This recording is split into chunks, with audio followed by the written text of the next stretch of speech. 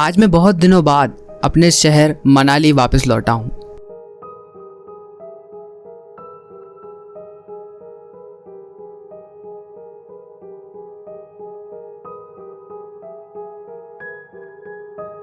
मेरी उम्र 25 साल है और आज से 4 साल पहले मैंने काम के सिलसिले में शहर को छोड़ दिया था। जहाँ मैं काम करता हूँ वहाँ से मनाली का फासला 208 किलोमीटर है। मैं रात में ही मनाली के लिए निकल गया ताकि समय से उस जगह पर लौट सकूं।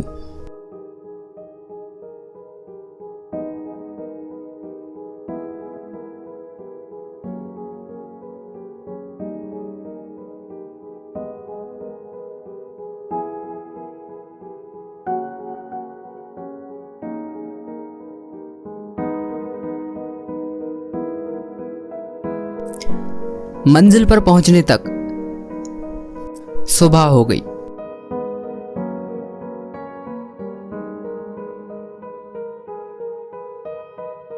लेकिन मनाली पहुंचने के बाद मैं अपनी सबसे फेवरेट जगह पर गया जहां मेरा और मेरे दोस्त का बचपन बीता हुआ था। मुझे बचपन का वो हर वक्त याद आ रहा था। मैं, मेरे दोस्त वेंकट,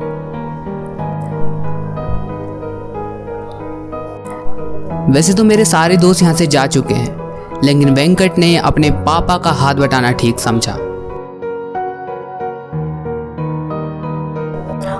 और मनाली में ही रहना ठीक समझा।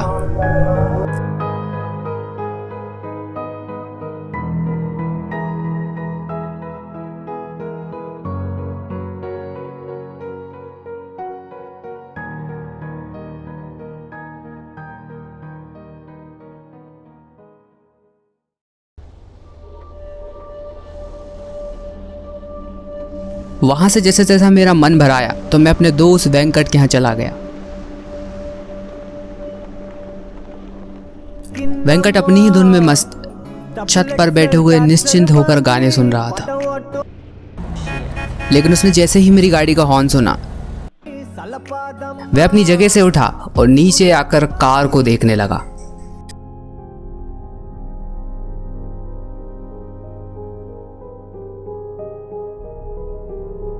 उसके चेहरे पर हल्की सी एक स्माइल आ गई।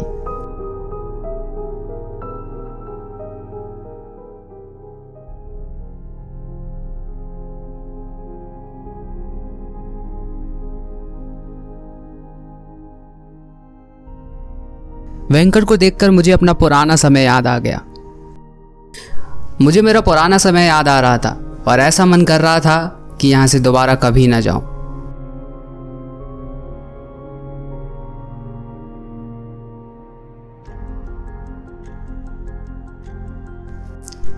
अब वेंकट से कब बातें करते करते सुबह से शाम हो गई, पता ही नहीं चला।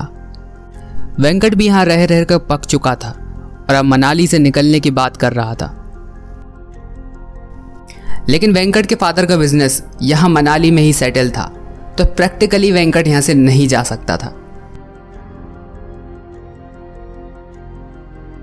अब वेंकट का घर बहुत ही सीमित था, तो मैंने यहाँ आने से पहले अपनी एक रात के लिए रूम बुक कर लिया था, क्योंकि यहाँ एक दिन रुकने के लिए मैं अपने प्यारे दोस्त को परेशान नहीं कर सकता था।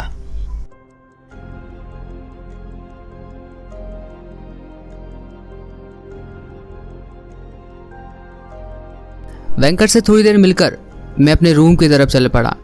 यहाँ आने से पहले मैंने अपने लिए एक रूम बुक कर रखा हुआ था।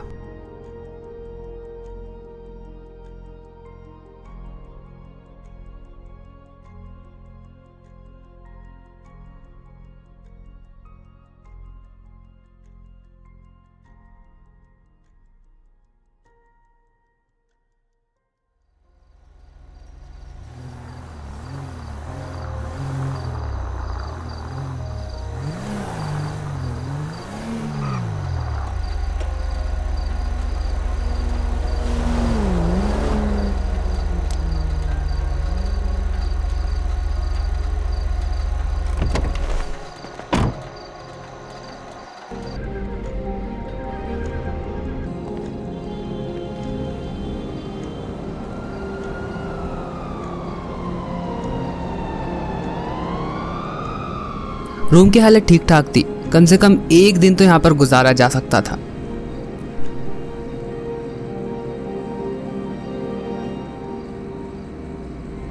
उस रूम में सारी ज़रूरत की चीज़ें थी, किसी भी चीज़ की यहाँ पर कमी नहीं खल रही थी।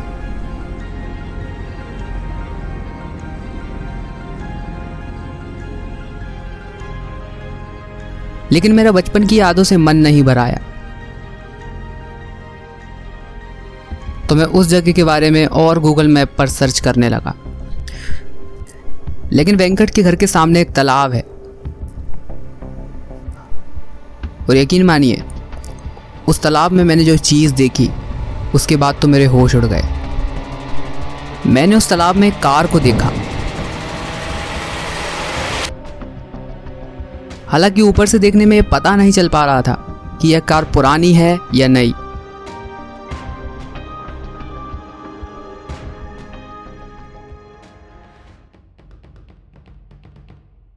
मैंने बिल्कुल देरी ना करते हुए वेंकट को फ़ोन लगाया।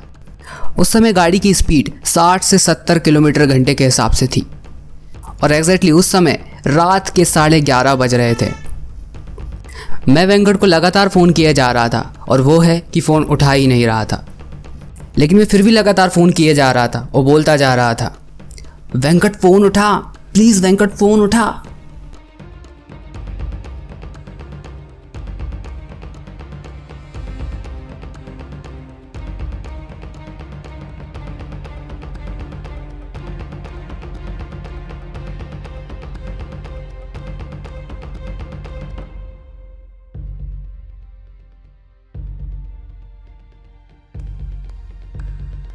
और उस जगह पर हम दोनों गए।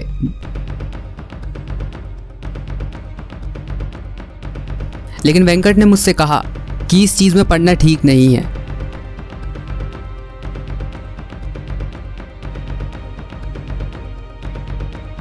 तो हमने बिना देरी करते हुए पुलिस बुला ली।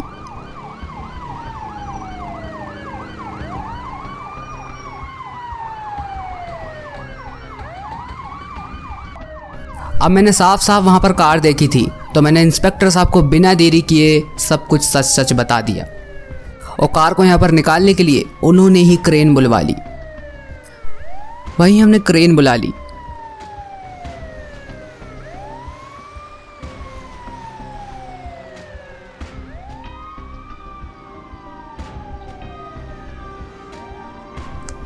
जगह बहुत कम होने के कारण क्रेन को सेटल और पोजीशन लेने में बहुत समय लग गया।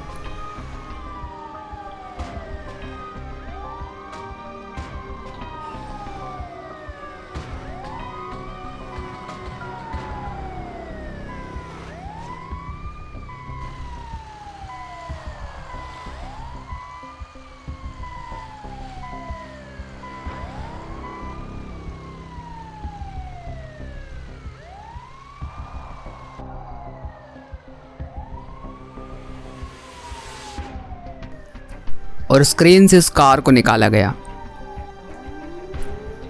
कार की हालत बहुत ज़्यादा ख़राब हो चुकी थी। ऐसा लग रहा था बरसों से ये कार यहाँ पर डूबी हो और इसे निकालने वाला कोई नहीं। पूरी कार में इतने दिनों से पानी भरा चुका था। क्रेन ने जैसे ही उस कार को बाहर निकाला, उसमें से पानी झरने की तरह नीचे गिरने लगा।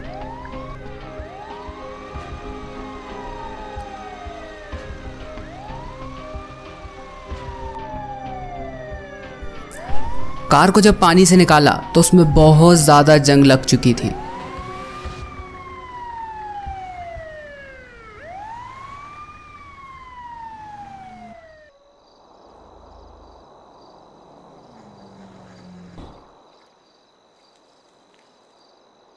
तभी मैंने और वेंकट ने इंस्पेक्टर साहब से जाकर परमिशन ली वहाँ से जाने की, क्योंकि मुझे 2 घंटे में अपनी लोकेशन पे वापस पहुँचना था। इंस्पेक्टर साहब ने हमारा स्टेटमेंट लिया और हमें वहाँ से जाने दिया। हमारे पास वहाँ रुकने का ज़्यादा टाइम नहीं था, तो मैं और मेरा दोस्त वहाँ से चल पड़े। तो मैंने वेंकट को उसके अपने घर छोड़ दिया और वहाँ से चल पड़ा।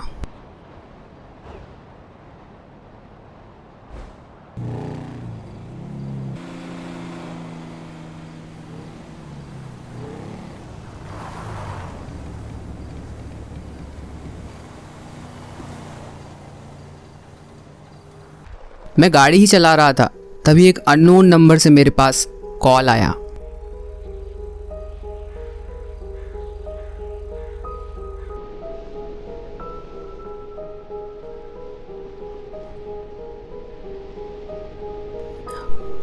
कॉल उठाने पर पता चला कि ये इंस्पेक्टर साहब हैं। इंस्पेक्टर साहब ने मुझे धन्यवाद दिया और बोला कि अगर आप उस दिन वो कार नहीं देखते तो शायद ये लाश वहाँ पर सड़ती रहती।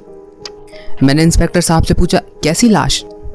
तो इंस्पेक्टर साहब ने मुझे बताया कि पिछले 5-6 सालों से वो लाश वहाँ पर सड़ रही थी और पुलिस के पुराने रिकॉर्ड खंगालने के बाद ये पता चला कि ये इंसान 5 से 6 साल से मिसिंग है।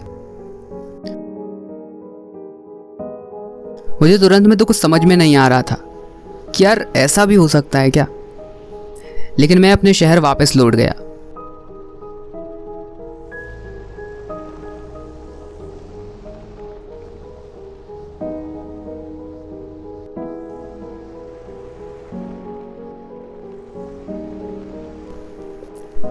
After some time, I returned to my workplace.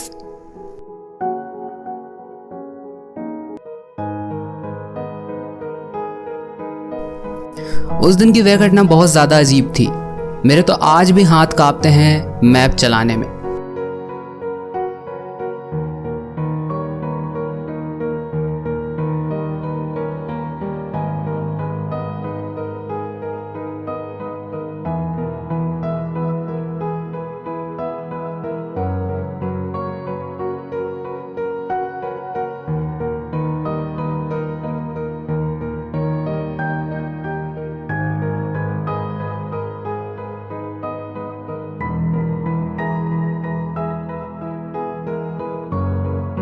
लेकिन जाने अनजाने मैंने किसी की मदद की, लाश ढूंढने में मदद की। अब उस लाश के परिवार वालों को कम से कम इस बात की तो तसल्ली हो गई कि हमें अब उनका इंतज़ार नहीं करना है।